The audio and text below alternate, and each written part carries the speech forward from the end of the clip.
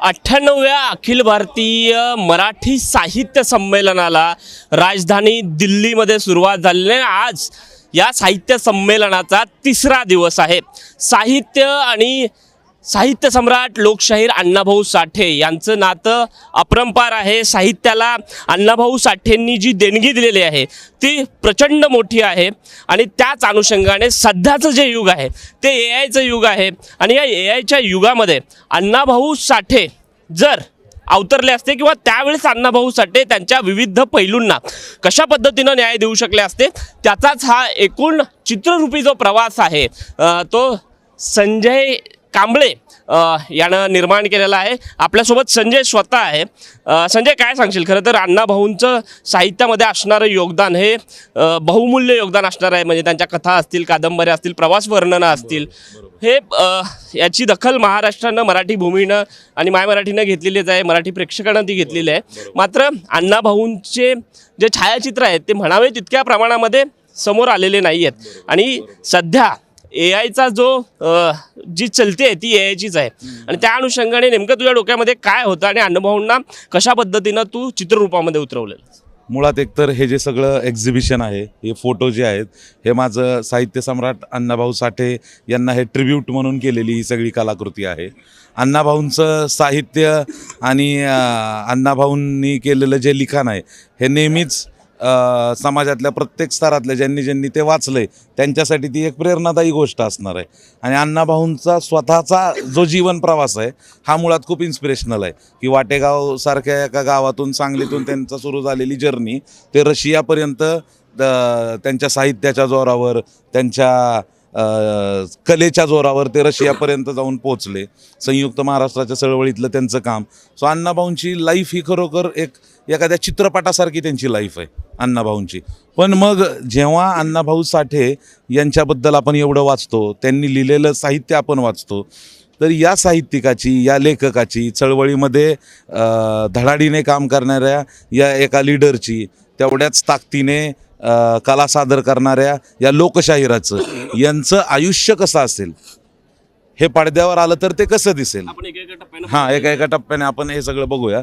त्यामुळं मग कारण वारणेचा वाघ, आपण प्रत्येकाने वारणेचा वाघ ही गोष्ट सगळ्यांना माहिती आहे, अण्णाभाऊंनी लिहिलेलं ते लेखन। मग वारणाकाठी त्यांचं बालपण कसं असेल, साधारण अण्णाभाऊ वारणाकाठी असताना ते कसे असतील, त्यामुळं मग वारणाकाठी उभे असलेले युवा अण्णाभाऊ बालपणी दांडपट्टा चालवायचे। त्यांच्या जेव्हा ते युवा होते त्यावेळी त्यांना दांडपट्ट्याचा सुद्धा छंद होता। मग अण्णाभाऊ दांडपट्ट्याचा सराव करताना ते कसे असतील, त्यामुळे हा दांडपट्ट्याचा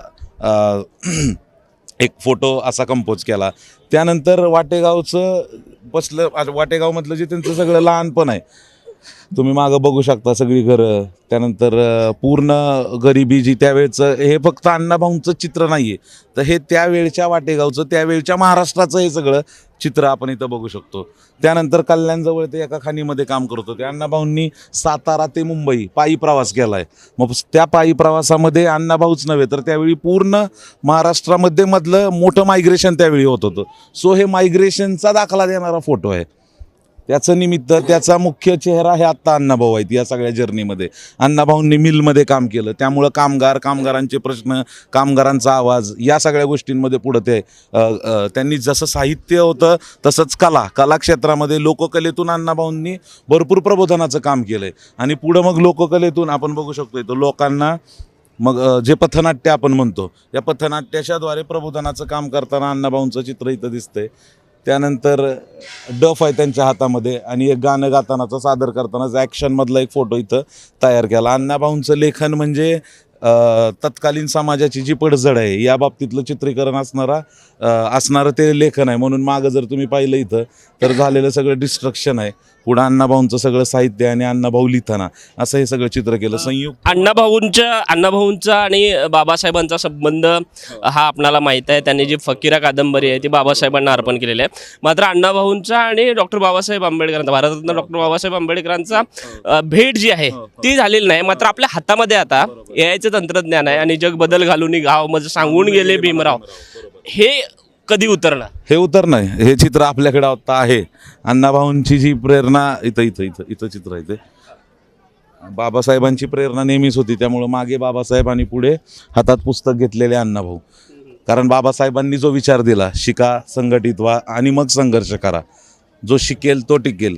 शिकणं, वाचणं, जो वाचेल तो वाचेल.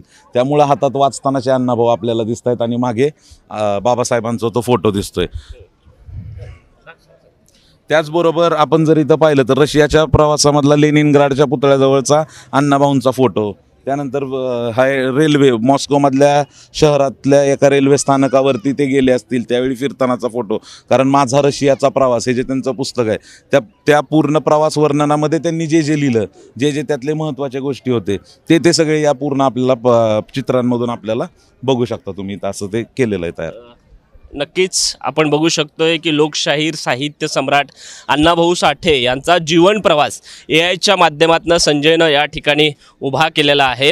आणि माय मराठीच्या साहित्यासाठी अण्णाभाऊंचं योगदान जे आहे ते अनन्यसाधारण आहे. आणि त्याला कुठेतरी AIच्या स्वरूपातून न्याय देण्याचा प्रयत्न संजय कांबळे यांनी राजधानी दिल्लीमध्ये भरलेल्या या साहित्य संमेलनामध्ये केल्याचं चित्र आपल्याला पाहायला मिळते. आणि यावरती आपण जर बघितलं तर येत्या काळामध्ये चित्रपट सुद्धा आणण्याचा मानस या कलाकारांचा आपल्याला दिसून येतोय. कॅमेरामन राजीव गौतमसह विश्वभूषण लिमय, साम TV न्यूज, दिल्ली. देश विदेशातील प्रत्येक घडामोडींचे लाईव्ह अपडेट मिळवण्यासाठी आता साम टीव्हीच्या सर्व सोशल मीडिया प्लॅटफॉर्मला लाईक, फॉलो आणि सबस्क्राईब करा. तसंच सर्व नोटिफिकेशनसाठी बेल आयकॉन प्रेस करायला विसरू नका.